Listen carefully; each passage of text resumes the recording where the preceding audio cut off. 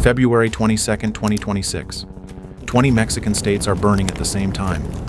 Buses in flames across highways. Armed convoys rolling through cities. Flights grounded. American tourists barricaded in hotels. Hundreds of deaths. A country just shut down like someone pulled the plug. All of it because El Mencho just died. A man the world barely knew existed. So invisible no verified photo existed for a decade. A $15 million bounty that two governments, a Pentagon task force, and the full weight of the post-9/11 surveillance state couldn't collect. His cartel operated in over 40 countries. His men shot down a military helicopter with an RPG, and when the state finally cornered him, he bled out inside one. But it wasn't satellites or special forces that found him. It was his girlfriend stepping into a car on a mountain road. The most wanted man on Earth broke his own rules, and by dawn, 6 helicopters were circling the pine trees above him. But the truly disturbing part isn't how he died. It's what he was before any of this, because he was a cop, a municipal police officer in Jalisco, wearing the badge of the same system he'd spend the next 2 decades dismantling from the outside. How did a deported ex-cop build the most dangerous cartel on Earth? And why was it a girlfriend on a mountain road, not a billion-dollar task force that finally brought him down? California, late 1980s. A teenager from the Avocado Hills of Michoacan arrives in the United States with no documents, English or plan beyond the next paycheck. The informal economy absorbs him the way it absorbs thousands. Dishwashing, fieldwork, day labor. No credentials required, no questions answered. At first, it's small, street-level drug work, the kind that ends with a brief arrest, a mugshot, and a fine nobody pays. But the market hardens, margins tighten, and by the early 1990s, he's caught inside a federal heroin conspiracy case that is not small anymore. In 1994, he is in the federal court, with a guilty plea and a sentence. And here's the detail that rewrites everything that follows. Because he doesn't learn his most dangerous skills in Mexico, he learns them in America. Prison is sold as containment. You remove a man from circulation. You shrink his world to a concrete rectangle. That's the theory. In practice, prison is a sorting machine. It builds a directory of every driver, every courier, every logistics brain who knows a crossing point by heart. You don't need a Rolodex when you're locked in a cell block with the future middle management of transnational crime. You just need time and attention. America built him a networking summit and stamped it corrections.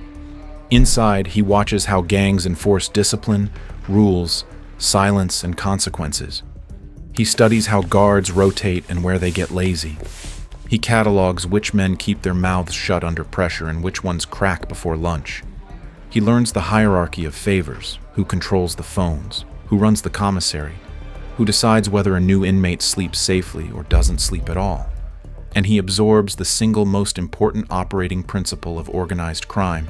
Trust is not a feeling. It's a structure. You build it like scaffolding, not like friendship. When he's released, he isn't rehabilitated. He's reorganized. He's deported back to Mexico. No fanfare. No record that follows him across the border in any way that matters. And then, he does the one thing no one predicts. He becomes a police officer. Real municipal police in Jalisco. A badge, a uniform, a radio, a salary.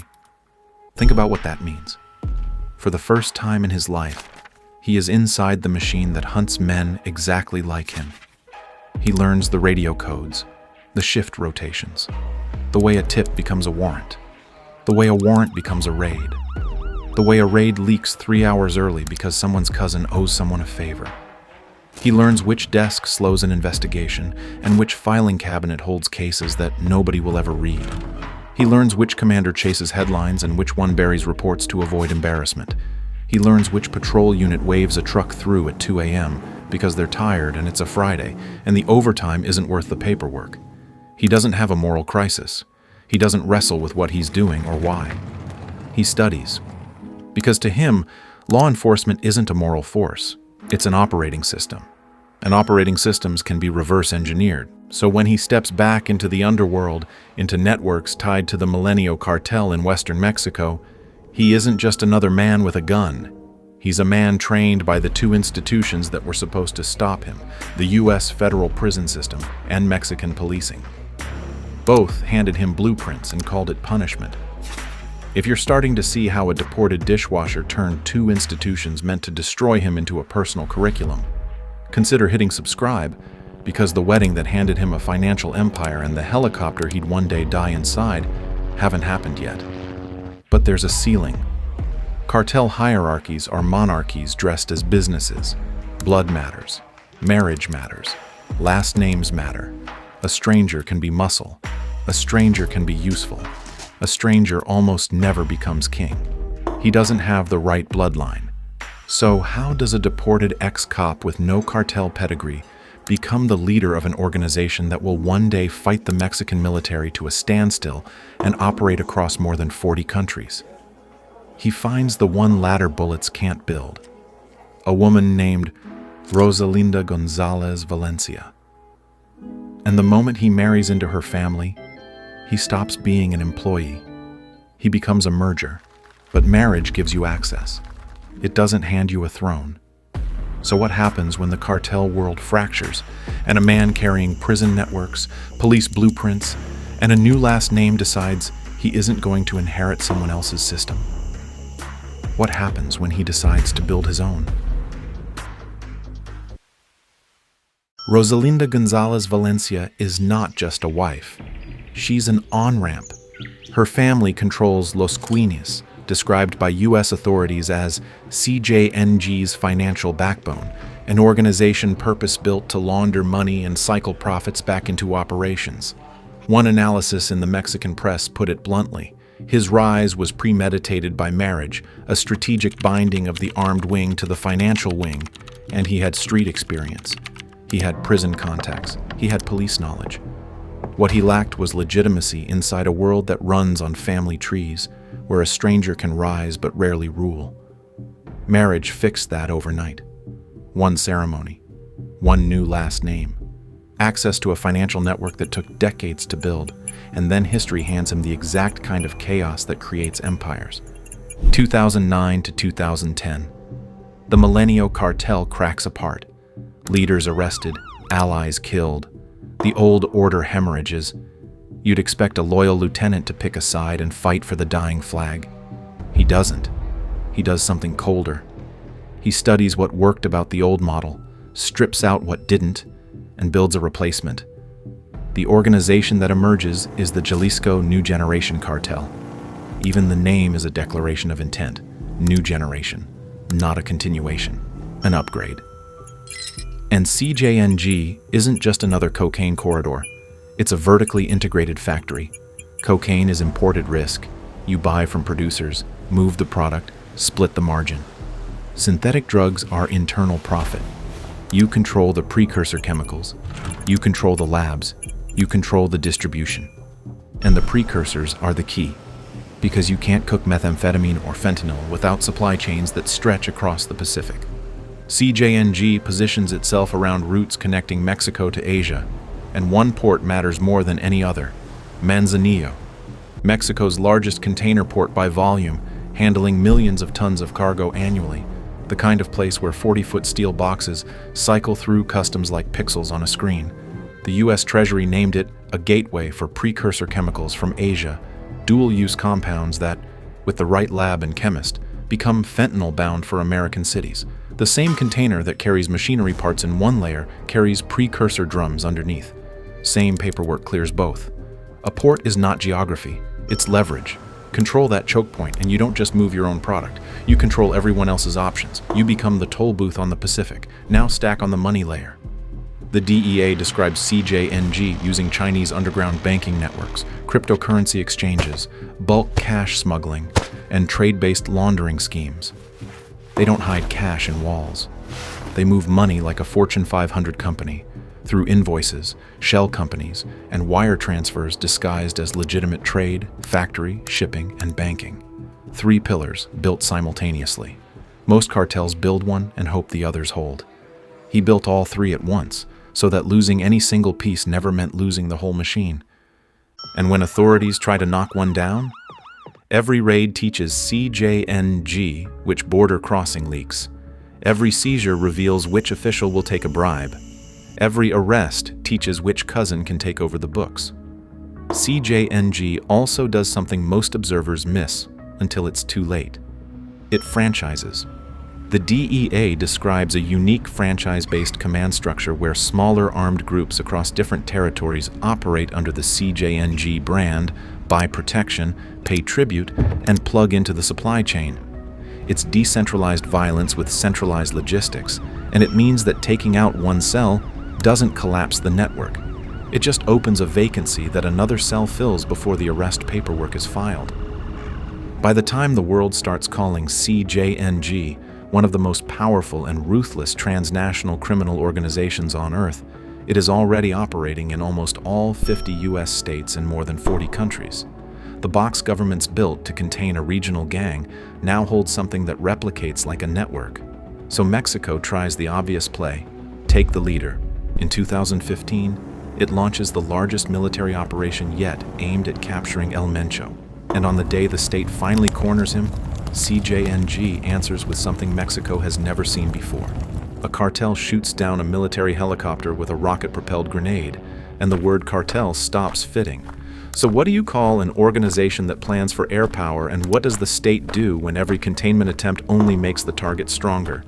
And if one wedding was enough to build the most dangerous cartel on Earth, what does that say about every institution that never saw it coming?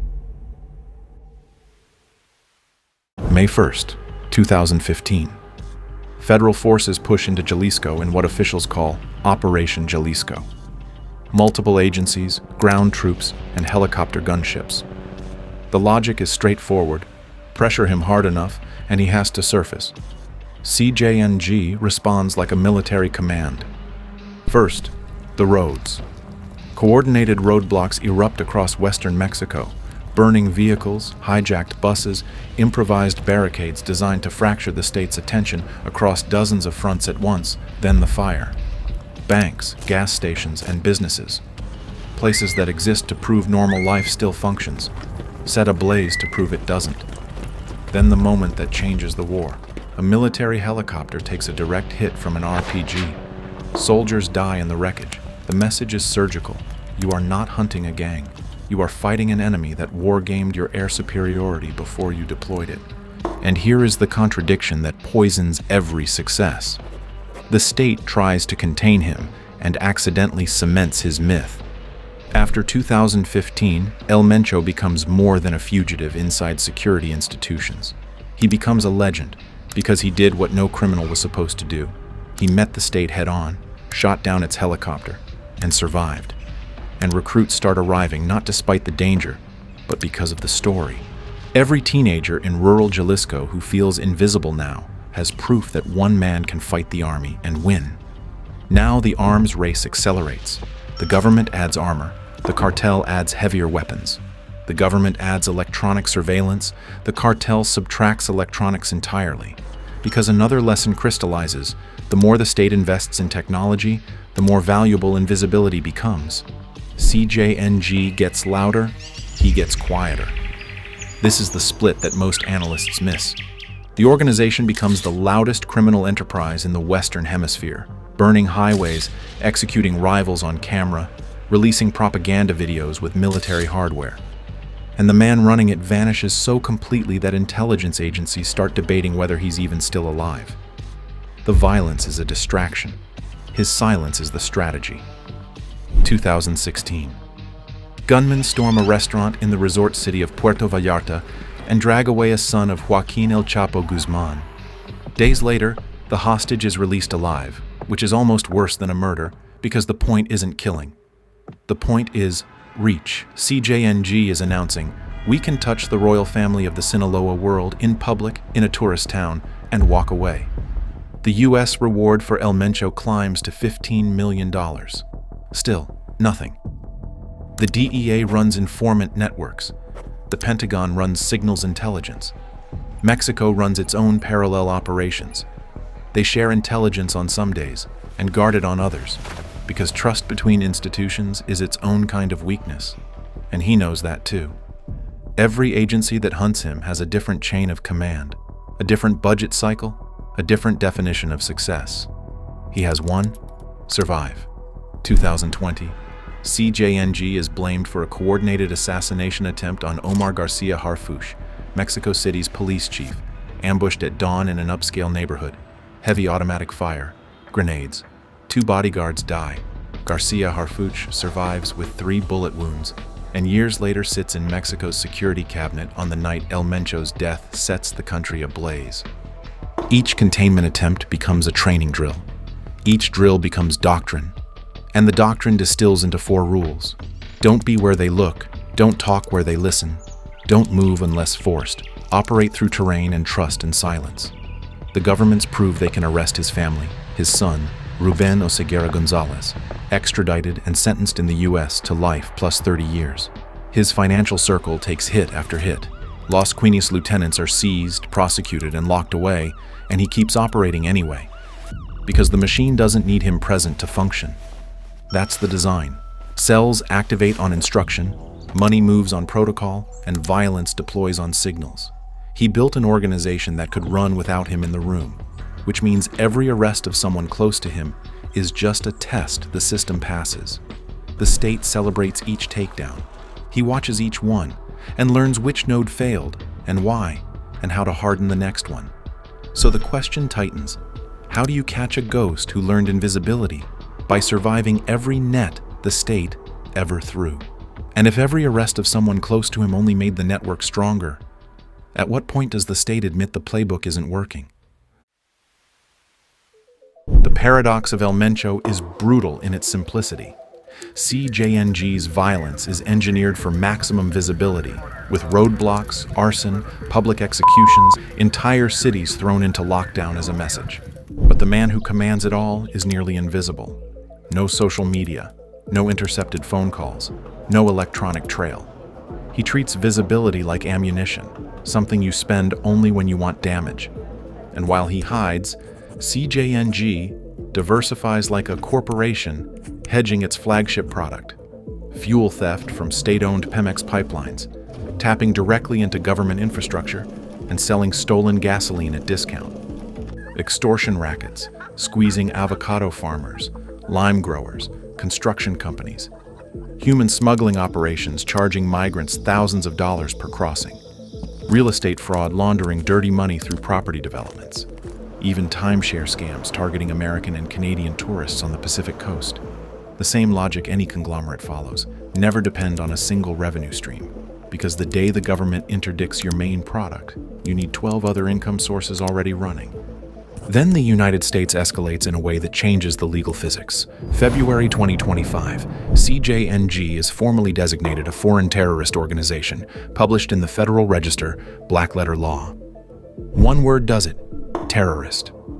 That single label unlocks different authorities, different surveillance tools, different risks for anyone who touches the network: banks, shipping companies, couriers, and the polite consultants who know how to move things quietly. It also shifts how the U.S. military thinks about the problem. Counterterrorism is something the Pentagon already has playbooks for. So, in January 2026, a new entity launches, the Joint Interagency Task Force Counter Cartel, military-led, explicitly modeled on the network mapping intelligence architecture built to hunt terrorist cells after September 11th. Satellites, signals, intelligence, pattern of life analysis, the full weight of the post-9/11 surveillance state aimed at one cartel. And still, the ghost keeps walking. Part of it is discipline. He eliminates electronic communication. He minimizes movement. He operates through rural protection networks in terrain so rugged that drones lose signal and convoys get swallowed by mud. But part of it is simpler, and it's the reason containment keeps failing in the same direction. Institutions are predictable. Police rotate on schedules. Military units redeploy on budgets. Informant networks dry up when funding cycles end. Politicians change slogans every election cycle and reset priorities like they're rearranging furniture. A man who has been inside those systems learns their rhythms the way a musician learns a song and plays the silences between the notes. CJNG also weaponizes perception. After his death, a wave of misinformation floods social media, fabricated images, exaggerated casualty counts, fake reports of government collapse, all designed to amplify chaos and erode trust in the state. That wasn't panic. That was doctrine. If the public believes the government has lost control, the government has already lost the most important battle, the one fought in people's heads. By early 2026, every wall is closing, except around him. A $15 million bounty, a terrorist designation, and a purpose-built military task force. Two governments coordinating at the highest levels. And the break, when it finally comes, arrives from the one direction no intelligence architecture can fully defend. He behaves like a man, and on February 20th, 2026, Mexican military investigators identify a trusted associate connected to one of El Mencho's romantic partners. They follow him. A car, a mountain road, a woman. After years of satellite imagery, billion-dollar task forces, and encrypted databases, the thing that cracks the case is a driver taking a girlfriend to a cabin resort. February 21st, she leaves Tapalpa. He stays behind with a small security detail. Now the hunt is no longer theoretical. It's geographic. A cluster of rental cabins tucked into the Jalisco highlands, surrounded by pine forest and the kind of silence that fools you into thinking you're safe. If the last decade taught El Mencho how to survive every trap the state could build, what did it teach the state about finally closing one? And if the most wanted man on earth could only be found because he wanted to see someone, what does that say about every billion-dollar system built to catch him? Before dawn, Sunday, February 22nd, ground forces encircle the Tapalpa resort in darkness. Special operations units, National Guard, Air Force support, 6 helicopters overhead, rotors turning against the cold mountain air like held breath. The operation has been classified at the highest level. No leaks, no advance warning, no margin for the kind of last-minute intelligence hemorrhage that has killed operations before. The cartel gunmen open fire first. The initial clash is fast and savage. Armed men die in the first exchange. Then the old playbook activates, because of course it does. El Mencho flees into the woods with 2 bodyguards, while a rear guard stays behind to slow the advance. Buy time, disappear into terrain, let the state chase shadows. It worked in 2015. This time, special forces push into the tree line anyway, and they find him. Not in a bunker, not in an armored vehicle, not in a tunnel, and the phrase officials use is almost insulting in its plainness, hiding in the undergrowth, in the bushes, like any other man who realizes too late that the map has finally run out of edges. A second firefight erupts in the brush. He and both bodyguards are hit.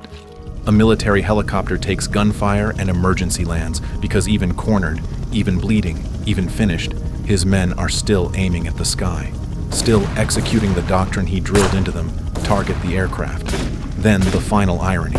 He is loaded onto a helicopter for medical transport. But the violence his own organization has triggered is already swallowing Jalisco, so the aircraft cannot land safely in Guadalajara. It diverts, and his body is flown onward to Mexico City to prevent any recovery attempt by cartel forces. He dies in flight. Somewhere between the mountains of Jalisco and the sprawl of Mexico City, at altitude, inside the one machine his organization once proved it could destroy. The man whose legend was built on shooting down a military helicopter with an RPG dies inside one, strapped to a stretcher, bleeding out over farmland he once controlled. Containment finally works, and immediately, it doesn't. CJNG does not fracture into confusion. It snaps into coordinated retaliation like a machine executing preloaded instructions. More than 250 roadblocks across 20 states. Burning vehicles stitched across highways to sew the country shut. Airlines cancel flights to Puerto Vallarta. Factories suspend production. Schools close. Roads vanish under smoke. The casualties feel unreal. At least 62 dead in less than a day, according to one tally. More than 25 National Guard members killed in coordinated attacks. Dozens of suspected cartel fighters killed as security forces push back. Other reports put the toll above 70. Then the cartel tries to price a soldier's life. A lieutenant known as El Tuli, allegedly offers 20,000 pesos, over $1,000, for every member of the military killed. A paratrooper brigade tracks him down within hours, kills him in a firefight, and seizes weapons alongside nearly $1.4 million in mixed currency. By Monday, the government announces roadblocks are clearing, flights may resume. The country is stabilizing, but clearing roadblocks is not the same as solving the problem, because the question is no longer whether the smoke fades. The question is, what happens to a franchise empire after the founder dies? Mexico is supposed to host World Cup matches in months. Guadalajara, CJNG's home territory, is a host city. International cameras, foreign delegations, billions of viewers. Meanwhile, the cartel's decentralized structure stares into a power vacuum, while rival organizations, Sinaloa splinter factions, Gulf cartel remnants, local armed groups hungry for territory, begin calculating opportunities, and the systems El Mencho absorbed across 4 decades, prison, policing, port logistics, financial networks, terror designations, military-grade counterintelligence, are mechanical. They scale, they replicate, they outlive the man who learned them. And the girlfriend who unknowingly led the army to a cabin in the mountains, she proved the one thing no empire can engineer away. You can buy weapons, you can buy silence, you can buy time, but you cannot buy your way out of the human need to be near someone when the night gets quiet, and that need leaves footprints. El Mencho didn't betray the systems that touched him. He absorbed every one of them: prison, police, marriage, ports, franchise logistics, took what was useful and weaponized the rest. The only thing that stopped him was the one variable no institution can model and no algorithm can predict: a human heart, a car on a mountain road, a woman who didn't know she was the thread. The state caught the man, but the machine he built is still running, adapting, franchising, waiting for whoever takes the wheel next. And somewhere in the smoke, someone is already studying this takedown the same way El Mencho once studied the inside of an American prison cell. Not as a warning, as a lesson plan. If you want to see what happens when the system meant to stop the cartel starts working for it, a DEA agent goes from $500,000 in debt to a Cartagena mansion using cartel cash he was supposed to seize. Watch Black Files break down exactly how he did it. Click here.